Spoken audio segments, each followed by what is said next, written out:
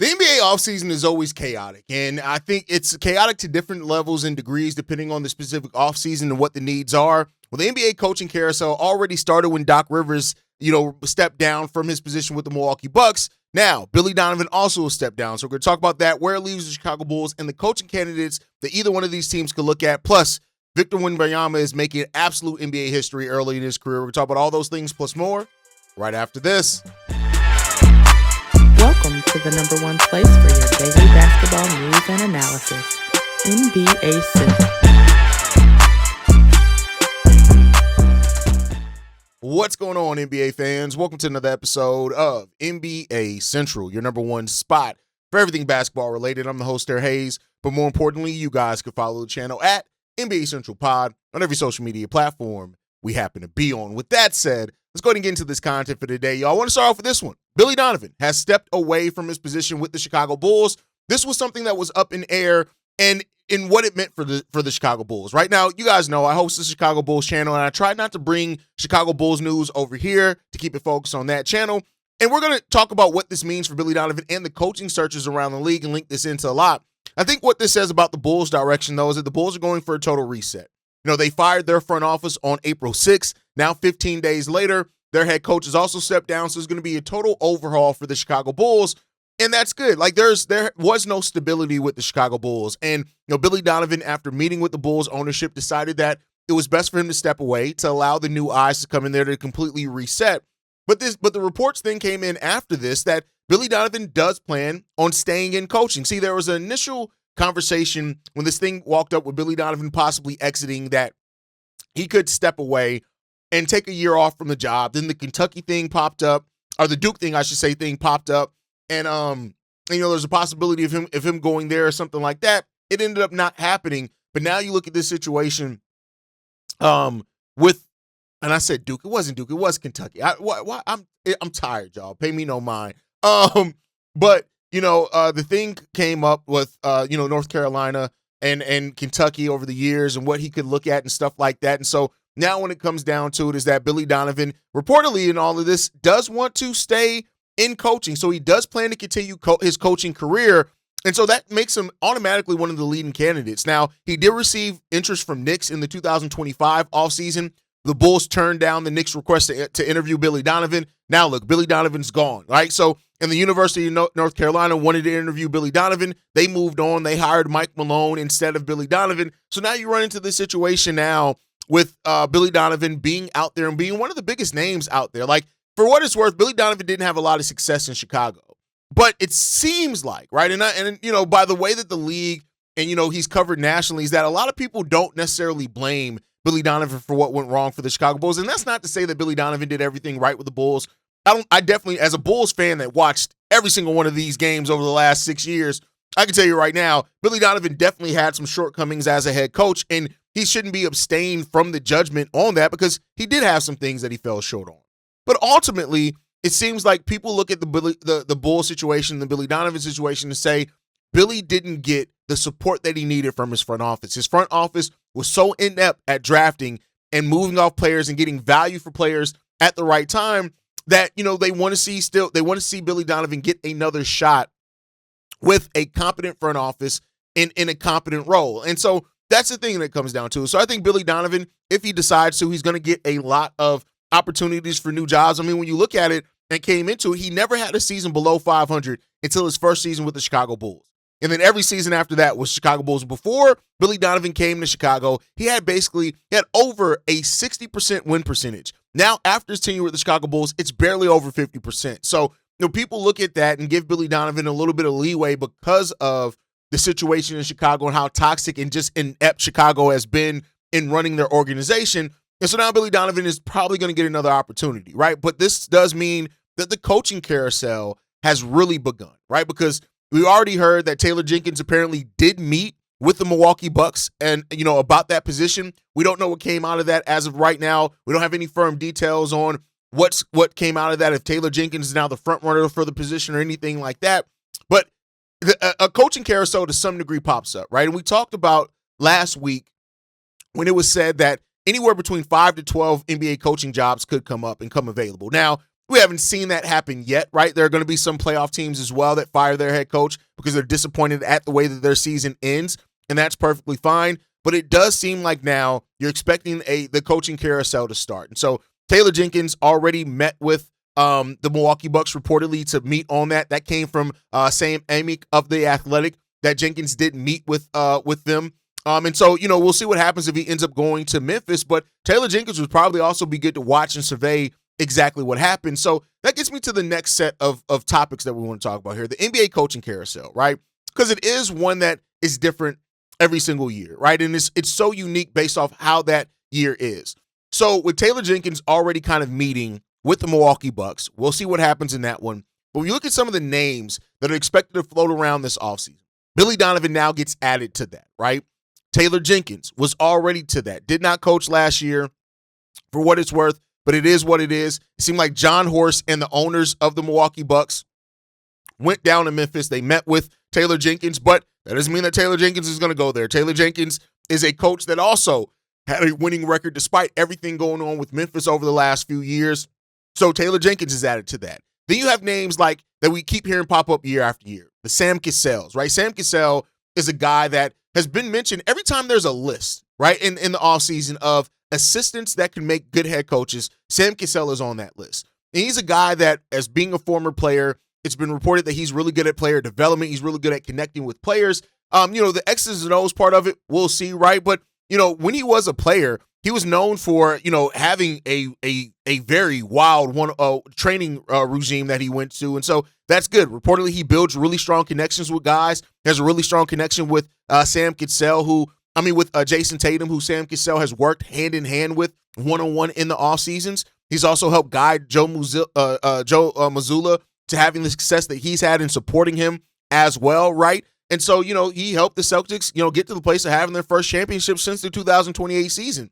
So he's been a coach a long time with this team. And so, that's to see what Sam Cassell can turn into, a guy that's been on the Clippers staff. He's been on the 76ers staff, I believe. He's been on a few staffs around the NBA. Sam Cassell is definitely a guy that could get his shot to become a first-time head coach. Same thing could be said about Chris Quinn.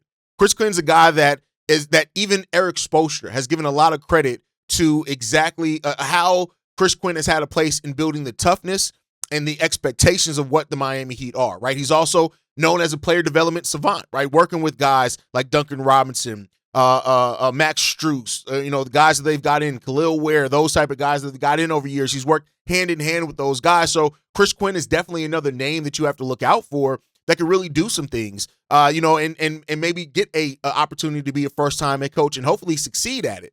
And then you have a couple of guys that are older names that have kind of been talked about a while. Tom Thibodeau is an interesting one because we know that Tom Thibodeau is a good coach, right? I want to be clear there. Tom Thibodeau is a really good coach. And, the success he had with the Chicago Bulls when he was running that during the Derrick Rose era, moved over to Minnesota, got that team to get back to being a playoff team, moved over to the New York Knicks, got that team to the Eastern Conference Finals. They hadn't been to that in 25 years. Tom Thibodeau is the type of coach that finds a way to maximize on the talent that's on a roster. Now, to do that, though, he does play his players a lot of heavy minutes, which does wear them down. It happened in almost every stop that he's been in when it comes down to it, but he was not able to build off the run that the Knicks had.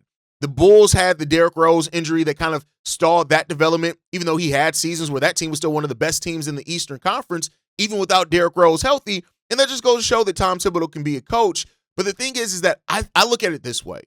Every NBA head coach kind of their runway runs out, right? They kind of lose the part where they've kind of gotten disconnected from the game. It happened to Mike D'Antoni, happened to Phil Jackson, happens to just about every coach. Right now, some coaches are able to adapt to that. Rick Carlisle is one that he's adapted to so many different eras that he's just been able to stay. Can Tom Thibodeau be that guy? That's the question if you have to look at Tom Thibodeau that you have to ask yourself. Is he capable of being that guy that can adapt and do things differently? How he builds out his staff is going to be really important there too. But he's a guy that's definitely on that. And then also Darvin Ham. Now, we've heard Darvin Ham's name pop up, right? When it came down to it. This is a guy that's coached in different spots as well. He was the scapegoat for LeBron James and those Lakers after a 4-0 sweep, against the Denver Nuggets. So, it's been a guy that he's been a member of the Bucks staff, for 6 of the last 8 seasons where he went back to the Milwaukee Bucks. he's a familiar face around the league. The question is, does Darvin Ham get himself another opportunity, right? And, the thing that kind of knocks that is, one of the reasons Giannis says he wants a strong culture, right? And the question is, does he have that? Can Darvin Ham, build that in another place? If he's already been on a team where a superstar is there and says, we don't necessarily have the best culture. But, those are some of the guys that can go. Mike Malone would have definitely been on this list, but he took the North Carolina job, so he's not going there in regards to that. So, when you look at the coaching carousel, it's going to be one to watch this offseason because I do think there are going to be a number of coaching hires that we don't expect, some recycled names, but I really, and kind of just as a basketball fan, I get more interested in when there are new guys that get opportunities and they succeed in those opportunities, right? So we'll see. And, as far as the coaching carousel too, there are two other jobs that I want to talk about. One is with the Golden State Warriors. It's now come out that Steve Kerr is not expected to stay with the Golden State Warriors. We'll see what happens in regards to that. This is one that dropped, from Monty Poole from NBC Sports Bay Area, that dropped that Steve Kerr is unlikely to remain with the Warriors, barring a change of heart. That decision is on him. If he wants to come back to the Warriors are going to have him back. But it seems like the 2025-26 season is going to be the last season of him coaching, and I don't know if he's going to go into another spot. So the question is how alluring is that coaching job? Because a guy like Taylor Jenkins, who excels at offenses, X's and O's, maybe he actually wants that Golden State Warriors job, but we'll see what happens there, right? But Steve Kerr is one that's very interesting to watch, man. And the source came out and said this. They could offer Steve $25 million a year, and I doubt that alone would make a difference. So it seems like the expectation, at least internally, in that city, is that Steve Kerr is going to be walking away. But then the other guy is Tiago Splitter, who I think has done a really good job as an interim head coach with the Portland Trail Blazers. Took over after the Chauncey Billups whole debacle that came down to that one. And now the new owner of the Portland Trail Blazers apparently does not want to pay above a minimum for his new head coach. It is what it is in regards to that one. But The Athletic came out and said this. Of all the things reported on Tom, the one thing that is not true is the coaching thing. That he's trying to get someone for $1 million or $1.5 million. It's just not true. He talked to everybody, and of course, some coaches he talks to will be less expensive than others. The goal is to find the best person. But with that said, also by The Athletic, it does say that Tiago Splitter does remain the leading candidate for the Portland Trail Blazers coaching job, which to me, you led a team to the playoffs, and this is a team that didn't initially plan to have you as a coach. You had you had injuries up and down that roster with, Scoot Henderson missing time, Shaedon Sharpe missing some time, even Denny missing some time, and you still got that team to the playoffs. And it's just really weird that you had the success and they're still doing a coaching search, even if Tiago is that. And, this is one thing that reportedly a league source said. This is also from The Athletic that said this. The amount of disrespect towards Splitter that is going on is beyond description. It's like every day a new name is coming up. It's the most vicious thing I've encountered in 30 plus years. So while no former offer has been made to Tiago Splitter, he could very well leave and go to another spot. So, we'll see what happens in regards to that one. But I want to throw this to you guys. Do you think that Tiago Splitter should just be given that job? Has he done enough to earn that job? There's so much coaching drama around a team that made the playoffs and that did so with all the things that I just listed, with injuries to players. So it's just weird to me over what they're setting as far as expectation and tone in that building for a coach that had a great time. I don't know. Let me know what you guys think down below. But with that said, I want to get into the last topic, and that's Wemby, man. We got to talk about Wemby. Unanimous Defensive Player of the Year award, and he did that at being, the youngest player to do so. That's great. He did that. He's 20 years old, and he was on his way to win the award last season as well before he was ruled out of the season for February when he had that deep vein thrombosis that he had going on. But he's the first player in NBA history to receive all first-place votes for Defensive Player of the Year. And this is just the beginning of his career for Wemby, right? I mean, when you look at this, man, it's amazing. Chet Holmgren finished second with 76 second-place votes and 11 third-place votes as well. He finished ahead of Ausar Thompson.